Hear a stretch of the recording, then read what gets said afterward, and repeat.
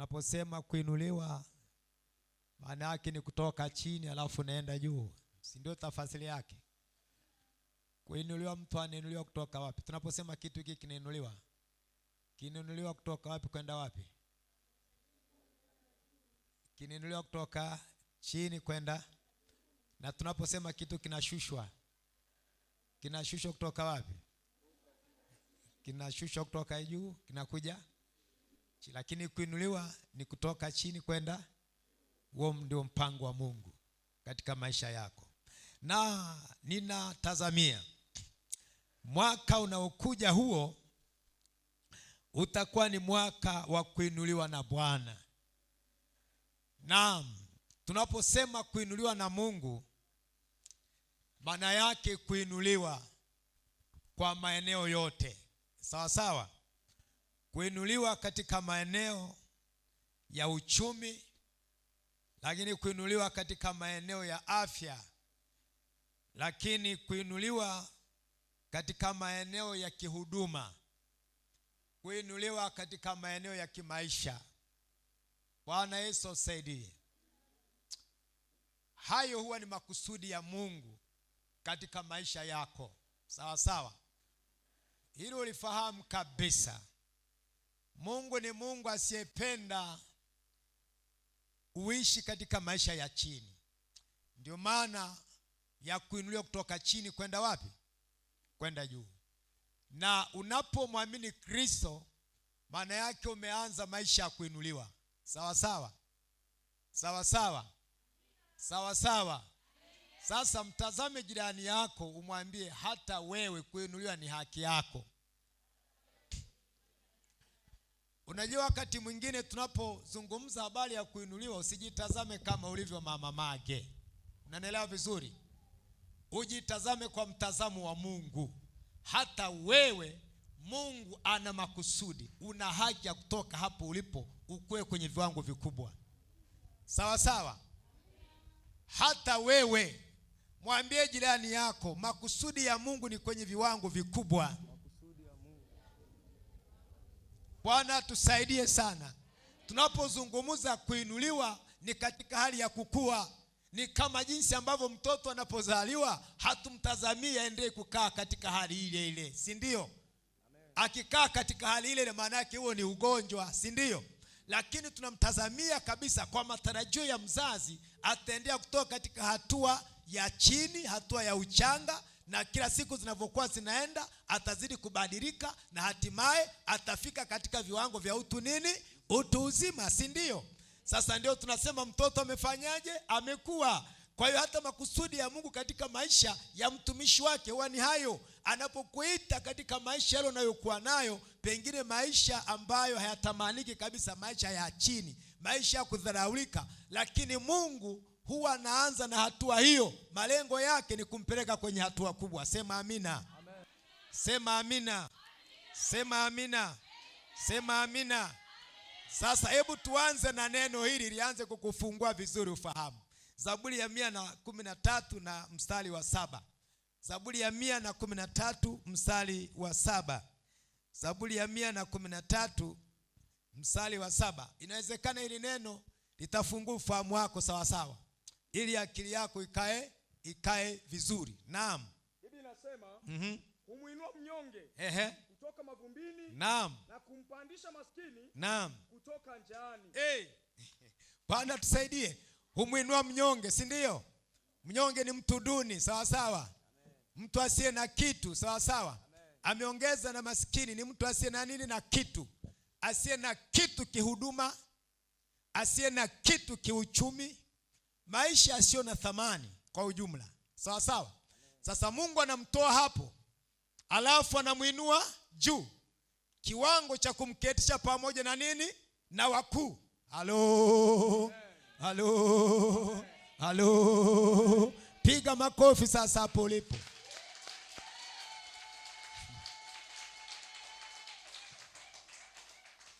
Bwana Yesu asaidie sana. Nilikuwa nataka tu kuwatolea viongozi wa WWI ambao wako hapa ndani ya kanisa letu. Ni wamama tu ambao walikuwa na maisha ya kawaida kabisa, wakiwepo kule duniani. walikuwa naishi maisha ambayo walikuwa nayaishi. Pengine hata walikuwa napika gongo, ndio ilikuwa maisha yao, sawa sawa. Lakini wengine walikuwa nafanya virabu. Lakini maisha mengine, pengine wengine walikuwa nafanya ukahaba, na ndio walikuwa maisha yao kwa upande ule. Lakini wakaokolewa, na sasa Mungu akaanza kuwatengeneza. Sasa wakawa watu wa heshima sana, na baadaye akaanza kuwapa nafasi za kutumika ndani ya nyumba yao, ndani ya nyumba ya Mungu, sawa sawa. Ndio wakawa mpaka viongozi wa kina mama. Alafu leo wakiwa kwenye wanakutanika na wale wanaitwa wakurugenzi. Jamani, wakina mama viongozi, wewe si kiongozi wa kina mama? Si unakaa na wakurugenzi wale wa jimbo mpaka wakurugenzi wa kanda, si ndio wakuu hao? Ulikuwa na hadhi hata kuweza, ulijua hata siku moja utakuja ukae na wao wale watu wakuu wapoko mafuta wa Bwana, alafu nakuza hata mnakula meza moja. Ulikuwa na mawazo hayo? Hapana, usingekuwa na mawazo hayo. Pengine mawazo yako sasa ni yale ya kukaa na wale walevi tu wa chini hapo, au na ndugu zako kwenye misiba unaishia hapo. Sawa sawa ndugu zangu. Amen. Bwana Yesu asaidie sana. Lokole kama lokole alikuwa ni kijana tu, yuko kule kwenye mitaa yao, si ndio? Kuna mtu alikujua? Si ulikuwa lokole tu, ulikuwa unafahamika labda kwenye mtaa wako pale na majirani, lakini akaokolewa huyu kijana. Sawa sawa. Alipookolewa tayari Mungu akaweka kitu ndani yake ambacho ni huduma ya uimbaji. Sawa sawa.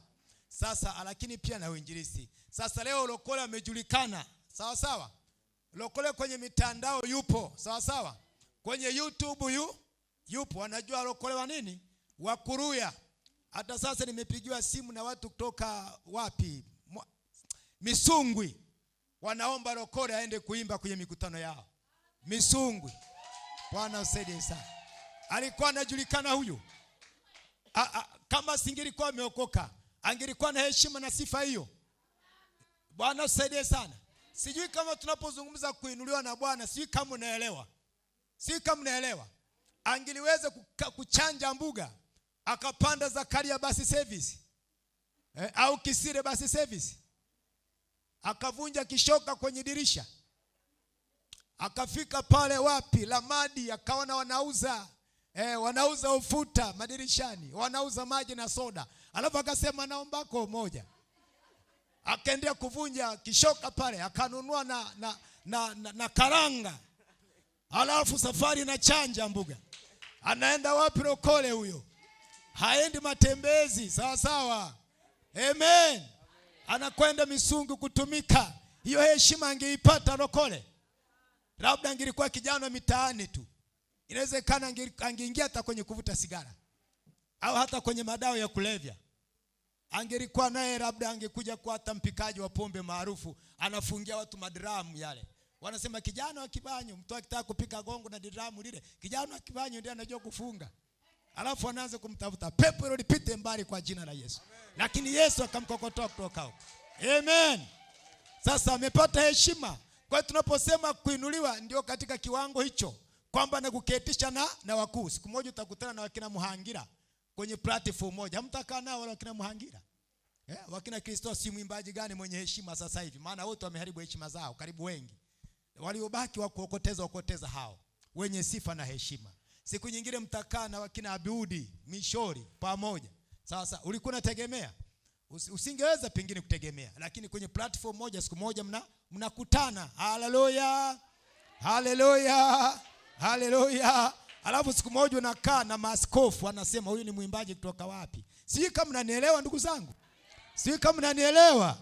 Bwana atusaidie. Sasa tunaposema kuinuliwa, huko ndiko kuinuliwa, na huo ndio mpango wa Mungu. Na huo mpango ni kwa kila mmoja, sawa sawa. Ni kwa kila mmoja, sawa sawa.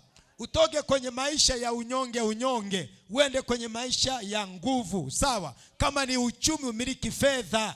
Hayo ndio makusudi ya Mungu. Usiishi kinyonge hivi, unakuomba na vitu vya namna hiyo. Unatembea choka mbaya, hauna hata ujasiri duniani. Unaona ukipita hata katikati ya watu unakuwa na aibu. Bwana tusaidie. Sasa Mungu anakutoa huko. Ndio anasema anamuinua mtu mnyonge, alafu anamketisha pamoja na nini? Na wakuu. Bwana Yesu asaidie. Mimi leo hii nikikata na wale maaskofu wakuu, huwa najitafakari, najitazama kutokea nilikotokea huko. mpaka askofu ananipa na mkono. Na siku moja askofu alinibariki kitu kimoja, askofu mkuu, nikafurahi. Hicho kitu bado nakitunza kweli kweli, yaani nakitunza kweli kweli. Zawadi kutoka kwa askofu mkuu, Mungu amenikutanisha naye karibu ana kwa ana. Sikutegemea hata siku moja. Alafu nikasukia anasema nataka kukubariki mtumishi wa Mungu. Eti unaweza ukapokea zawadi yangu? Niliposikia, alafu askofu mkuu ananiuliza hivyo, eti unaweza ukapokea zawadi yangu? Nikatabasamu, nikasema naweza askofu. Alafu askofu akaingia kwenye chumba chake. Alikuwa kwenye hoteli moja ya kifahari sana. Hoteli moja ya kifahari sana ya kitalii. Chumba moja ni malaki ya ni mitaji ya kina fulani. Sasa aingia ndani. Alafu alipoingia ndani, mimi nikawa najiuliza ni zawadi gani askofu mkuu anataka kufanyaje kunibariki. Alafu Bwana Yesu asifiwe, watumishi wa Mungu. Kwanza kabisa nawakaribisha katika grupu